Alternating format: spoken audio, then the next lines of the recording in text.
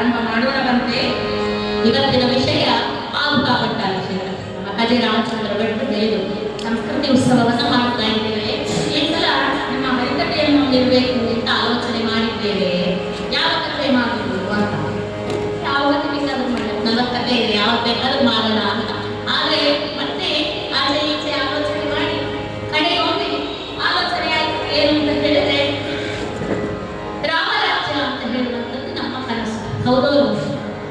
ಇವತ್ತು ಸಂಸ್ಕೃತಿ ಉತ್ಸವವನ್ನ ಮಾಡ್ತಾ ಇದ್ದೇವೆ. ಏನಿದು ಸಂಸ್ಕೃತಿ ಅಂತ ಹೇಳಿದ್ರೆ, ಬಾಳೆಹಣ್ಣನ್ನ ತಿಂದು ಅದರ ಸಿಪ್ಪೆಯನ್ನ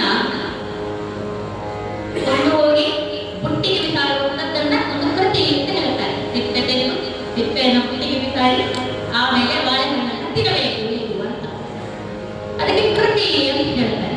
ಅದೇ ಬಾಳೆಹಣ್ಣಿನ ಸಿಪ್ಪೆಯನ್ನ ಬುಟ್ಟಿಗೆ ಬಿಸಾಡಿದ್ರೆ ಮಧ್ಯ ಜನ ನಡೆಯುವಂತಹ ದಾರಿಯಲ್ಲಿ ಬಿಸಾಡಿದ್ರೆ ಯಾರಾದ್ರೂ ಜಾರಿಗೆಯಲ್ಲಿ ಅಂತ ಹೇಳುವಂಥದ್ದು, ಅದನ್ನ ಕೃತಿ ಅಂತ ಕರೆಯಲ್ಲ, ವಿಕೃತಿ ಅಂತ ಕರೆಯುತ್ತಾರೆ. ಹಾಗೆ ಯಾರೋ ಒಬ್ರು ದಾರಿಯಲ್ಲಿ ಬಿಸಾಡಿರ್ತಕ್ಕಂತಹ ಬಾಳೆಹಣ್ಣಿನ ಸಿಪ್ಪೆಯನ್ನು ಕರ್ಕೊಂಡು ಬಂದು ಬುಟ್ಟಿಗೆ ಹಾಕ್ತಾರಲ್ಲ, ಅದನ್ನ ಸಂಸ್ಕೃತಿ ಅಂತ ಕರೀತಾರೆ. ಅಂತ ಹೇಳಿದ್ರೆ, ಹಾಗಾದ್ರೆ ಸಂಸ್ಕೃತಿ ಅಂತ ಹೇಳಿದ್ರೆ ಬಾಳೆಹಣ್ಣಿನ ಸಿಪ್ಪೆಯನ್ನು ತೆಗೆದು ಬುಟ್ಟಿಗೆ ಹಾಕುವುದು ಅಂತ ಹೇಳಿದ್ರೆ ಅಲ್ಲ. ಸದಾಚಾರಯುಕ್ತನಾಗಿ ಯಾವುದು ಧರ್ಮ ಯಾವುದು ಅಧರ್ಮ ಎಂಬುದಾಗಿ ತಿಳಿದುಕೊಂಡು ನಾವು ನಮ್ಮ ಸಮಾಜವನ್ನ ಯಾವ ರೀತಿಯಲ್ಲಿ ತಿಳಿಸಬಹುದು ಅಂತ ಹೇಳುವಂತಹ ಆಲೋಚನೆ ಮಾಡಿಕೊಂಡು ಯಾವ ರೀತಿಯಾಗಿ ಆದರ್ಶವಾದಂತಹ ಜೀವನವನ್ನ ನಡೆಸಬೇಕು ಅಂತ ಹೇಳಿ ತಿಳಿಸುವಂತಕ್ಕಂಥ ಸಂಸ್ಕೃತಿ ಅಂತ ಹೇಳುತ್ತಾರೆ. ಹಾಗಾದ್ರೆ ಇವತ್ತು ನಮಗೆ ಲಭ್ಯವಾಗತಕ್ಕಂತಹ ನಮ್ಮ ಪುರಾಣಗಳಲ್ಲಿ, ಶಾಸ್ತ್ರಗಳಲ್ಲಿ, ವೇದಗಳಲ್ಲಿ ನಮಗೆ ಅತ್ಯಂತ ಜೀವನಕ್ಕೆ ಬೇಕಾದಂತಹ ರೀತಿಯ ನೀತಿ ನಿಯಮಾವಳಿಗಳನ್ನ ಕೊಟ್ಟಿರುವಂಥದ್ದು ರಾಮಾಯಣ ಅಂತ ಹೇಳ್ಬೋದು.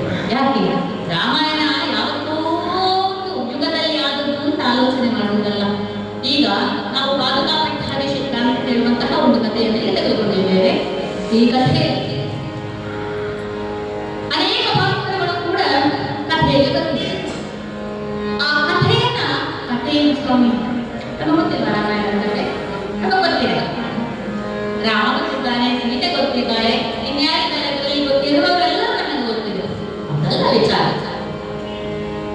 ಆ ರಾಮಾಯಣದಲ್ಲಿ ನಾನು ಎಲ್ಲಿದ್ದೇನೆ, ನನ್ನ ಜೀವನದಲ್ಲಿ ರಾಮಾಯಣ ಎಲ್ಲಿ ಉಂಟು? ನಾನು ರಾಮನು, ನಾನು ರಾವಣನು ಅಲ್ಲ. ನಾನು ಪತಿ ಹೇಳಿದ ಹಾಗೆ ಕೇಳುವಂತಹ ಪರಿಪರಾಯಣೆಯಾಗಿರುವಂತಹ ಸೀತೆಯು ಅಲ್ಲ. ಆದರ್ಶ ಪುತ್ರನಾಗಿ, ಆದರ್ಶ ಪತಿಯಾಗಿ, ಆದರ್ಶ ಮಿತ್ರನಾಗಿ, ಎಲ್ಲದಕ್ಕೂ ಆದರ್ಶನಾಗಿ ಮಾನವೀಯ ಪುರುಷ ಅಂತ ಹೇಳಿ ಅಂದಿಸಿಕೊಂಡಂತಹ ಶ್ರೀರಾಮನ ವ್ಯಕ್ತಿತ್ವ ನನ್ನದು ಅಲ್ಲ. ಶೇಷ ಭಾಗದಲ್ಲಿ ಪ್ರತಿಯೊಂದು ರೀತಿಯಲ್ಲೂ ಕೂಡ ರಾಮನನ್ನೇ ಅನುಸರಿಸುವಂತಹ ಆ ಲಕ್ಷ್ಮಣನ ನೀತಿ ನನ್ನಲ್ಲಿದೆಯೋ? ಎಷ್ಟು ಸುಖ ಇದ್ದರೂ ಕೂಡ ಭಗವಂತನಿಗೋಸ್ಕರವಾಗಿ ಎಲ್ಲವನ್ನೂ ಕೂಡ ತುಚ್ಛೀಕರಿಸಿ ಹೋಗುವಂತಹ ಭಗವಂತ ನಿನ್ನ ಪಾದವೇ ಬೇಕು ಅಂತ ಹೇಳುವಂತಹ ಭರತನು ನಾನೆಲ್ಲಿದ್ದೇನೆ? ಅಥವಾ ಇನ್ನೊಬ್ಬರಿಗೆ ಕೆಡುಕಾಗಲಿ ಅಂತ ಬಯಸಿ ಇನ್ನೊಬ್ಬರ ನಾಶದಲ್ಲಿ ನನ್ನ ಸುಖವನ್ನ ಕಾಣುತ್ತಿರುವಂತಹ ಕೆಟ್ಟ ಚಾಡಿ ನರಳೆ ಮಾತುಗಳನ್ನು ಆಡುತ್ತಿರುವಂತಹ ಮಂಥರೆ ನಾನು ಅಲ್ಲ. ಇನ್ನೊಬ್ಬರು ಹೇಳಿದ್ದನ್ನ ಕೇಳಿ ನನ್ನ ಕಿವಿಯನ್ನ ತುಂಬಿಸಿಕೊಂಡು ಇನ್ನೊಬ್ಬರ ಬಾಯಿಗೆ ಬೆಂಕಿ ಹಾಕುವಂತಹ ಕೈಕೆ ನಾನು ಅಲ್ಲ. ಪ್ರತಿಯೊಂದು ವಿಚಾರದಲ್ಲಿಯೂ ಸಮಚಿತ್ತರಾಗಿ ಆಲೋಚನೆ ಮಾಡಿ ತಪ್ಪು ಮಾಡಿದ್ರು ಕೂಡ ಪಟ್ಟಲ್ಲಿ ನಿಂತುಕೊಳ್ಳುವಂತಹ ಕೌಶಲ್ಯ ನಾನು. ಎಲ್ಲಿ ನನ್ನ ಸ್ಥಾನ? ರಾಮಾಯಣ ನನ್ನ ಜೀವನದಲ್ಲಿ ಎಲ್ಲಿದೆ? ಯಾವ ಯಾವ ಗಳಿಗೆಯಲ್ಲಿ ನಾನು ರಾಮನಾಗುತ್ತೇನೆ, ಲಕ್ಷ್ಮಣನಾಗುತ್ತೇನೆ, ಸೀತೆಯಾಗುತ್ತೇನೆ, ಮಂಥರೆಯಾಗುತ್ತೇನೆ? ಇದನ್ನ ನೋಡಿಕೊಳ್ಳಿಕ್ಕೋಸ್ಕರವಾಗಿ ರಾಮಾಯಣವನ್ನು ನಾವು ನೋಡಬೇಕು. ಕಥೆ ಎಲ್ಲರಿಗೂ ಗೊತ್ತಿದೆ, ಆದರೆ ಆ ಕಥೆ ನನ್ನ ಜೀವನದಲ್ಲಿ ಎಲ್ಲಿ ಸಲ್ಲುತ್ತದೆ? ಈ ತರ ಆಲೋಚನೆ ಮಾಡಿದಾಗ ಆಗ ನನ್ನೊಳಗೆ ಬದಲಾಗಬೇಕು. ನಾನು ಹಾಗಿದ್ದು ರಾಮನ ಹಾಗಿಲ್ಲ, ಅಂದ್ರೆ ನಾನು ರಾಮನಾಗುತ್ತೇನೆ. ಜೀವ ಭರತನಂತಿರಬೇಕು ಅಂತ ಹೇಳಿದ್ರು ಹಿರಿಯರು. ಯಾಕೆಂತ ಹೇಳಿದ್ರೆ ರಾಮ ಮರ್ಯಾದಾ ಪುರುಷೋತ್ತಮ. ಅವ ಹೇಳ್ತಾರೆ, ರಾಮ ನಡೆದ ಹಾಗೆ ನಡೆ, ಕೃಷ್ಣ ನಡೆದ ಹಾಗೆ ನಡಿಬೇಡ, ಕೃಷ್ಣ ನುಡಿದ ಹಾಗೆ ನಡೆ ಅಂತ ಹೇಳಿ. ಆದ್ದರಿಂದ ರಾಮನ ನಡೆ ಮಾರ್ಗದರ್ಶನ, ಕೃಷ್ಣನ ನುಡಿ ನಮಗೆ ಮಾರ್ಗದರ್ಶನ. ಆದರೆ ರಾಮ ನಡೆದ ಹಾಗೆ ನಡೆಯಲಿಕ್ಕೆ ತುಂಬಾ ಕಷ್ಟ ಇದೆ. ಯಾಕೆಂದ್ರೆ 16 ಗುಣಗಳನ್ನ ಒತ್ತುಕೊಂಡಿರತಕ್ಕಂತಹ ಅನಂತ ಕಲ್ಯಾಣ ಗುಣನಿಧಿಯಾಗಿರುವಂತಹ ಪರಮಾತ್ಮನ ಅಂಶವೇ ಇವತ್ತು ಅವತಾರವಾಗಿ ಭೂಮಿಗೆ ಬಂದದ್ದು. ಒಂದು 2ನೇ ಕ್ಲಾಸಿನ ಮಗುವಲ್ಲಿ ಲೆಕ್ಕ ಬರೀತಾ ಇದ್ದಂತೆ ಮಗು. ಅಷ್ಟೊಂದಿಗೆ ಅದಕ್ಕೆ ಲೆಕ್ಕ ಗೊತ್ತಾಗಲಿಲ್ಲ ಅಂತ ಹೇಳುವಾಗ ಮಾಸ್ಟರ್ ಪಕ್ಕದಲ್ಲಿ ಬಂದು ಕೂತು, ಮಗ ಅದು ಹಾಗಲ್ಲ ಹೀಗೆ ಮಾಡು ಅಂತ ಹೇಳುವಾಗ ಅದು ಹೀಗೆ ಮಾಡ್ಕೊಂಡೆ. ಸರ್ ನೀವು ಕೂಡ ನನ್ನ ಕ್ಲಾಸೆಯಾ? ಹೌದು ಮಗ, ನಾನು 7ನೇ ಕ್ಲಾಸೆ. ನೀವು ಇಲ್ಲೇ ಇರ್ತೀರಾ? ನನಗೆ ಹೇಳ್ಕೊಡ್ಲಿಕ್ಕೆ ಇರುವುದು ನೀವು, ಆದರೆ ನಾನಂತೆ ನಿಮ್ಮ ಫ್ರೆಂಡಾ? ಹೌದು ಮಗ, ನಾನಂತೆ ನಿಮ್ಮ ಫ್ರೆಂಡ್, ನಾನು ನಿನ್ನ ಕ್ಲಾಸ್ ಅಂತ ಈಗ ಲೆಕ್ಕ ಮಾಡುವಂತ ಹೇಳ್ತಾರಂತೆ. ಹಾಗೆ ಮಾಸ್ಟರ್ ಇವತ್ತುಂಟು, ನಾನು ಮಗುವಿನ ಕ್ಲಾಸ್ಮೇಟ್ ಅಲ್ಲ, ನಾನು ಕಲಿಸ್ಲಿಕ್ಕೆ ಬಂದದ್ದು. ಆದರೆ ಮಗುವಿಗೆ ಗೊತ್ತಿಲ್ಲ, ಅವರು ನನಗೆ ಕಲಿಸ್ಲಿಕ್ಕೆ ಬಂದಿದ್ದಾರೆ. ನೀವು ನನ್ನ ಫ್ರೆಂಡಾ? ನನ್ನ ಒಟ್ಟಿಗೆ ನನ್ನ ಹಾಗೆ ಲೆಕ್ಕ ಮಾಡ್ತೀರಾ ಅಂತ ಕೇಳ್ತಾರೆ. ಆ ಮಗುವಿನ ಜಾಗೆಯಲ್ಲಿ ನಾವಿದ್ದೇವೆ. ರಾಮ ಅವತಾರಿ, ಅವತಾರಿ ಪುರುಷರೆಲ್ಲರೂ ಕೂಡ ಹೀಗೆ, ಅವರಿಗೆ ಗೊತ್ತಿದೆ ನಾವು ಯಾಕೆ ಬಂದಿದ್ದೇವೆ ಅಂತ ಹೇಳಿ. ನಮ್ಮ ಜೊತೆ ಇಟ್ಟುಕೊಂಡು, ನಮ್ಮ ರೀತಿಯೇ ನಡೆದುಕೊಂಡು ನಮಗೊಂದು ಮಾರ್ಗದರ್ಶನ ಕೊಟ್ಟು ಹೋಗ್ತಾರೆ. ನಿಯಮಗಳನ್ನ ಹಾಕಿರ್ತಕ್ಕಂತಹ ಭಗವಂತ ಆ ನಿಯಮಗಳನ್ನ ಹಾಕುತ್ತಾನೆ. ಯಾಕೆ ಹೇಳಿದ್ರೆ ಧರ್ಮ ವಿವೇಚನೆಯಲ್ಲಿ ಇರುತ್ತದೆ. ಈ ಲೋಕ ನಡೆಯಬೇಕು ಅಂತಾದ್ರೆ ನಿಯಮಗಳು ಬೇಕು. ಯಾವುದೇ ಸಂಸ್ಥೆಯನ್ನು ಬೇಕಾದ್ರೂ ನೋಡಿ, ಆ ಸಂಸ್ಥೆ ನಡೆಯಬೇಕು ಅಂತಾದ್ರೆ ನಿಯಮಗಳು ಬೇಕು. ರೂಲ್ಸ್ ಅಂಡ್ ರೆಗ್ಯುಲೇಷನ್ಸ್ ಅಂತ ಹಾಕ್ತಾರೆ. ಅದಿಲ್ಲದೆ ಒಂದು ಸಂಸ್ಥೆಯನ್ನು ನಡೆಸಲಿಕ್ಕಾಗುವುದಿಲ್ಲ. ಹಾಗೆ ಈ ಶರೀರವು, ಈ ಸಮಾಜವು ಎಲ್ಲವೂ ನಡೆಯಬೇಕಾದ್ರೆ ಒಂದು ಬೇಕೇ ಬೇಕು, ಒಂದು ನಿಯಮ. ಆ ನಿಯಮಗಳನ್ನು ಹಾಕಿರುವಂತಹ ಭಗವಂತನಿಗೆ ನಿಯಮ ಇಲ್ಲ. ಆದ್ರೆ ಅವ ಏನು ಮಾಡ್ತಾನೆ? ಅವತಾರಿಯಾಗಿ ಆ ನಿಯಮದೊಳಗೆ ಬರ್ತಾನೆ.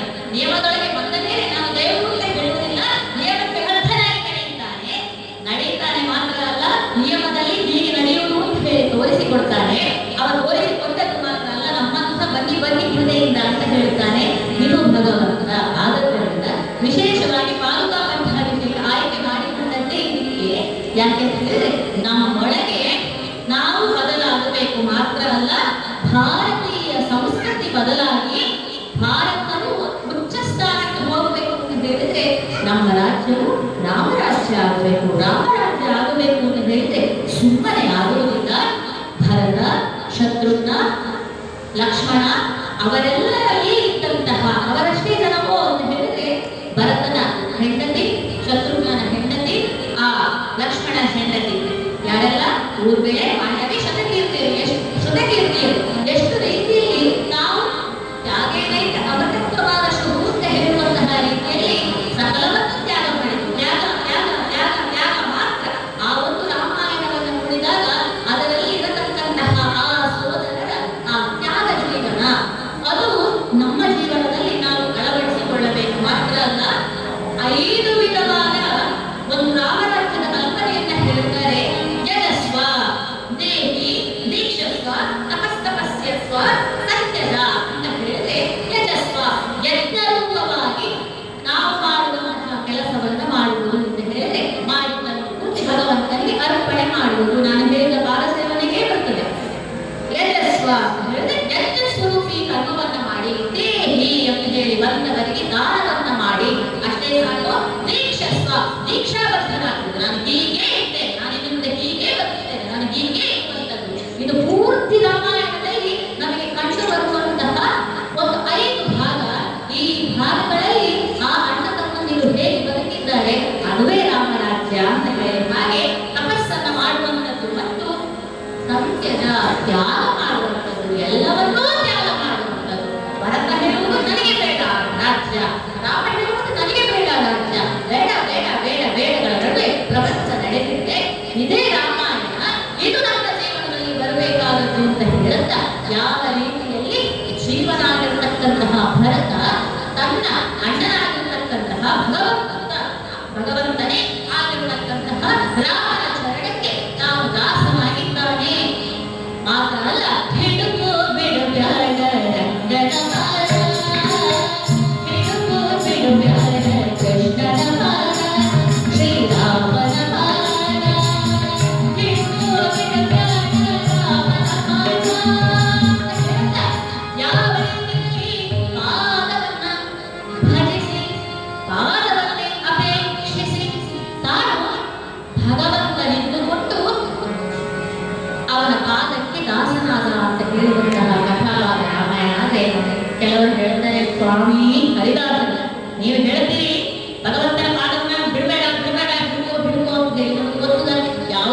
ಕ್ಷೇತ್ರಕ್ಕೆ ಹೋಗಿದ್ದೀರಾ, ನೀವು ತೀರ್ಥ ಕ್ಷೇತ್ರಕ್ಕೆ, ನೀವು ತಿರುಪತಿಗೆಲ್ಲ ಹೋಗ್ಬೇಕು, ದೇವರನ್ನು ನೋಡ್ಲಿಕ್ಕೆ ಸಿಕ್ಕುದಿಲ್ಲ. ಅಲ್ಲಿ ಒಳಗೆ ಹೋದ ತಕ್ಷಣ ಅಲ್ಲಿ ತಲ್ಲಿ ಆಚೆ ಆಗ್ತಾರೆ, ದೇವರ ಮುಖವೇ ನೋಡ್ಲಿಕ್ಕೆ ಸಿಕ್ಕುದಿಲ್ಲ. ಇನ್ನು ನಾವು ಕಾಲ ಮೇಲೆ ಉಳ್ಕೊಂಡು ಹೋಗಲ್ವ? ಆದ್ದರಿಂದ ಭಗವಂತನ ಕಾಲು ಸಿಕ್ಕಬೇಕಲ್ಲ ನಮಗೆ ಅಂತ ಹೇಳಿದ್ರೆ ದಾಸರೇ ಹೇಳ್ತಾರೆ ಏನಂತ ಹೇಳಿ, ಭಗವಂತನ ನಿಜವಾದ ಸಿಗಲಿಗೆ ಪ್ರತೀಕ ಪಾದವನ್ನು ಇಟ್ಟುಕೊಂಡು ಪೂಜೆ ಮಾಡಬೇಕು. ಯಾಕೆ ಅಂತ ಹೇಳಿದ್ರೆ ಅಜವೇ ಪ್ರಾಣಿಗಳು ವಂದಿಸುವ ಪಾದವನ್ನು, ಬ್ರಹ್ಮರುದ್ರ ಇಂದ್ರಾದಿಗಳಿಗೆ ಮತ್ತು ಲಕ್ಷ್ಮೀದೇವಿಯರಿಗೆ ನಿಜ ರೂಪದಲ್ಲಿ ಸಿಕ್ಕಂತಹ ಪಾದ ನಿಜವಾಗಿ ನಿಮಗೆ ಸಿಗಲಿಕ್ಕೆ ಬಹಳ ಕಷ್ಟ ಉಂಟು.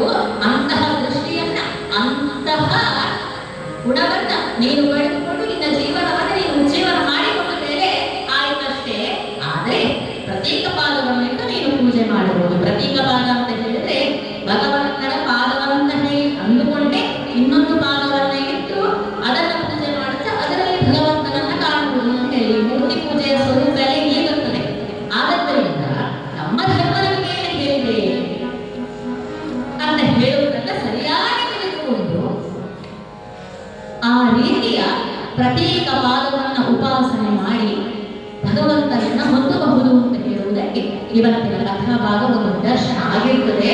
ಯಾವ ರೀತಿಯಲ್ಲಿ ಭರತ ತನ್ನ ಒದಗಿ ಬಂದಂತಹ ರಾಜ್ಯವನ್ನ ಶ್ರೀರಾಮನ ಪಾದುಕೆಯನ್ನ ಇಟ್ಟು ಪ್ರತ್ಯೇಕ ಪಾದವನ್ನಿಟ್ಟು ಅದಕ್ಕೆ ಸರ್ವವನ್ನೂ ಸಮರ್ಪಣೆ ಮಾಡಿ ಭಗವಂತನನ್ನ ಸೇರಿದ ಅಂತ ಹೇಳುವಂತಹ ತತ್ವವನ್ನ ಹೊಂದಿರುವಂತಹ ಕಥಾಭಾಗವನ್ನ ನಾವು ಈ ಒಂದು ಸುಂದರವಾದಂತಹ ಸಂಜೆಯಲ್ಲಿ ಪ್ರಾರಂಭ ಮಾಡುವ ಹಾಗೆ ಹರಿಕಥೆಯಲ್ಲಿ ಕುಳಿತವರೆಲ್ಲ ಕಣ್ಣು ಬಿಟ್ಟು ನಿದ್ರೆ ಮಾಡುವುದಿಲ್ಲ ಅಂತಲೂ ನಮಗೆ ಹರಿದಾಸರಿಗೆ ಆಗಬೇಕು.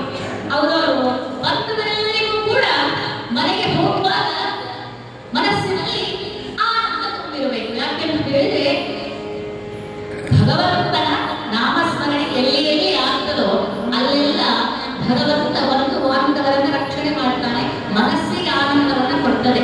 ಯಾಕೆಂತ ಹೇಳಿದ್ರೆ ಮುಖ್ಯವಾಗಿ ದೇಹಕ್ಕೆ ಆನಂದ ಆಗುವುದು ಬೇರೆ, ಮನಸ್ಸಿಗೆ ಆನಂದ ಆಗುವುದು ಬೇರೆ. ದೇಹಕ್ಕಾದಂತಹ ಆಯಾಸ ಇದ್ರೆ ಆನಂದ ಆಗಲಿ, ಅದೆಲ್ಲವೂ ಕ್ಷಣಿಕ. ಆದರೆ ಮನಸ್ಸಿಗಾದಂತಹ ಆನಂದ ಅದು ನಿತ್ಯ ನಿರಂತರವಾಗಿ ಇರ್ತದೆ.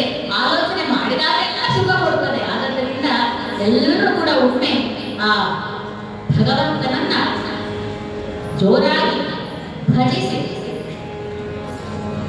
ಮೊದಲೇ ಹೇಳಿದ್ದೇನೆ ನಮಗೆಲ್ಲ ಸ್ವಲ್ಪ ಭಜನೆ ಮಾಡುವುದು, ಕೈ ಮೇಲೆ ಮಾಡುವುದು ತಲೆ ವಿಷಯ ಹೇಗೆ ಹೇಳಿದೆ.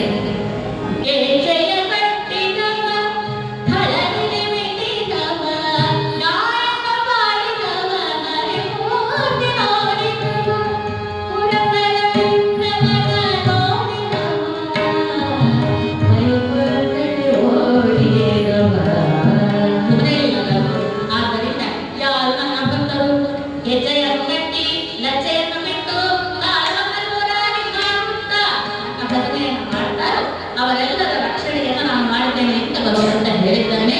ಆದ್ದರಿಂದ ಕಥಾಪ್ರಾರಂಭಕ್ಕೆ ಮೊದಲು ಒಂದು ಸಲ ಭಜನೆಯನ್ನು ಮಾಡಿ ಕಥೆಯನ್ನು ಪ್ರವೇಶ ಮಾಡೋಣ.